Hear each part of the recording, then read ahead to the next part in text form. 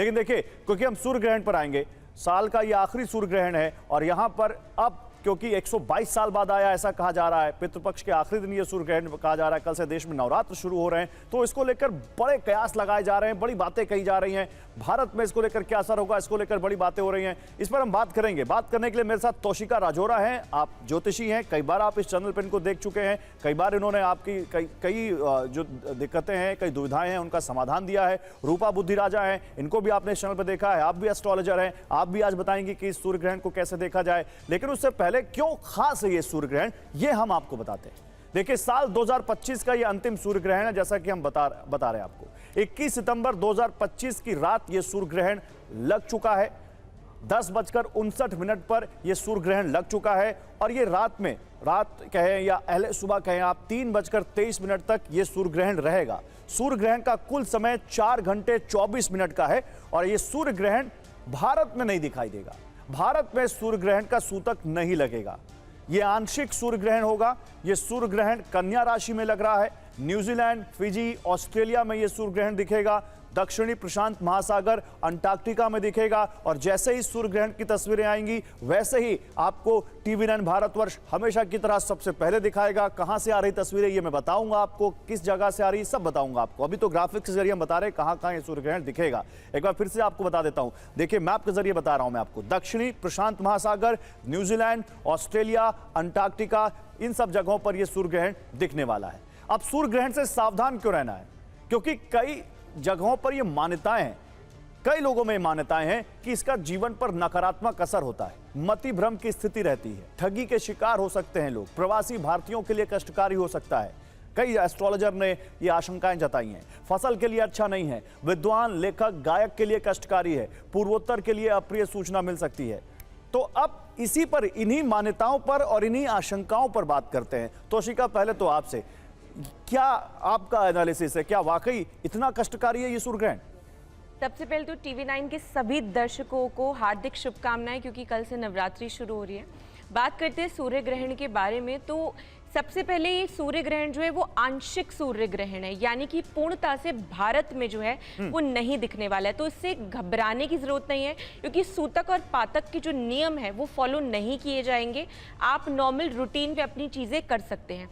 लेकिन ऐसा शास्त्रों में मान्यता है कि जब भी कोई ग्रहण पड़ता है तो उसका असर पूरी गैलेक्सी, पूरी पृथ्वी पे और सभी स्वर्ण मंडल पे पड़ता है। तो ऐसी स्थिति में 20 to 25% जो असर होता है नेगेटिव, वो जरूर हर देश के ऊपर आता है और भारत पे भी आता है। इसमें कुछ भी आपको घबराने की जरूरत नहीं है, क्योंकि कन्या राशि में जो है ये ग्रहण लग रहा है और इस समय पे कन्या राशि में सूर्य, बुध और आपके यहाँ पे चंद्रमा का गोचर हो रहा है, ट्रांजिट हो रहा है। और ये उत्तरा फाल्गुनी नक्षत्र जो अपने आप में ही देखिए सूर्य का नक्षत्र है।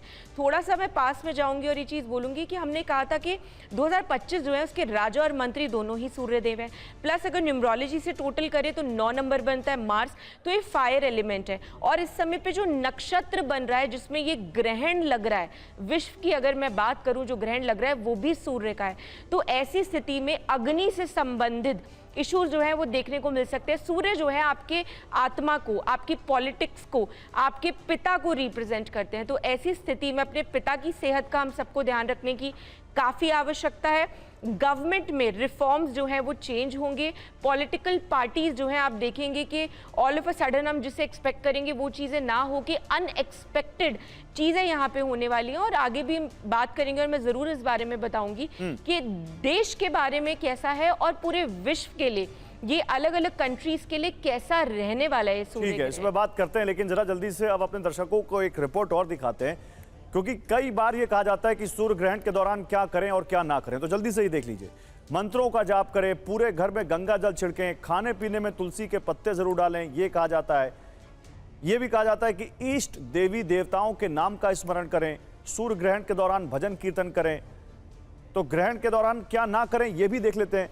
ग्रहण के दौरान कोई भी शुभ काम ना करिए, सूर्य ग्रहण के दौरान भोजन ना करिए, कोई महत्वपूर्ण फैसला ना करिए, कोई पूजा नहीं करनी चाहिए, मंदिर का पट बंद कर दें। ग्रहण के दौरान सोना नहीं चाहिए, गर्भवती महिलाओं को घर से नहीं निकलना चाहिए, चाकू या कैंची का इस्तेमाल ना करें, पेड़ पौधों को भी छूने से बचें। तो ये तमाम तरह की मान्यताएं हैं। रूपा जी, मैं बेसिक की सवाल पूछ लेता हूं। सूर्य ग्रहण का सूतक 12 घंटे पहले लग जाता है, अब कोई मरीज है, कोई भूखा है, कोई बच्चा है, उसको कैसे रोकेंगे? तो खाना क्यों नहीं खाना चाहिए सूर्य ग्रहण के दौरान?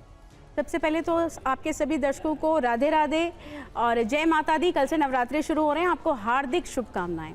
जी देखिए, बीमार और बूढ़े व्यक्तियों के लिए ये फॉलो नहीं होता, क्योंकि देखिए वो शारीरिक रूप से वो चीज़ें नहीं हैंडल कर सकते। लेकिन जो सूर्य ग्रहण का असर हमारे भारत पर नहीं पड़ रहा, तो इसलिए आप कोई भी तरीके से आप अगर नहीं कोई नियम फॉलो करते तो कोई ऐसी ज़रूरी वाली बात नहीं है, क्योंकि यहाँ पर सूतक नहीं लग रहा। लेकिन जो गर्भवती महिलाएं हैं उनको बहुत सारी चीज़ों का नियम फॉलो करने की ज़रूरत है। देखिए, चंद्रमा हो या सूर्य हो, जब ग्रहण लगता है तो धरती पर उसका प्रभाव पड़ता है और धरती पर रहने वाले सभी जीवों को पर उसका प्रभाव पड़ता है। तो इसके प्रभाव से तो बचा नहीं जा सकता, लेकिन हम कुछ नियम कर हम कुछ शास्त्रों में चाह रहा हूं रूपा जी, प्रभाव पड़ता है, ये तो एक स्टेटमेंट हो गया जी। कोई वैज्ञानिक स्टडी है, कोई ज्योतिष में इसके लिए कुछ बताया गया है? क्या प्रभाव पड़ता है? खाना खराब हो जाता है, लोगों को खाना फायदा नहीं देता? कोई पब्लिश्ड रिसर्च है?